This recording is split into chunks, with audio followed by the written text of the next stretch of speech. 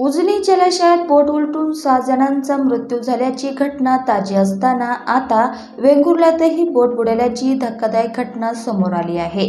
मागच्या 2 दिवसांपासून वादळी वाऱ्यासह मुसळधार पाऊस सिंधुदुर्गात पडत आहेत। वेंगुर्ले बंदरात रात्री मच्छीमार बोटींना लागणारा बर्फ घेऊन जात असलेली बोट उलटली।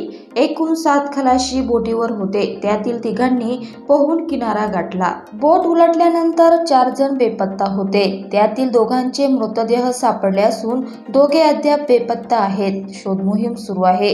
रात्री ढगांचा गडगडाट, जोरदार वादळी वारे अशी परिस्थिती असल्यामुळे ही बोट भरकटल्याने हा प्रकार घडला असावा, असा प्राथमिक अंदाज आहे।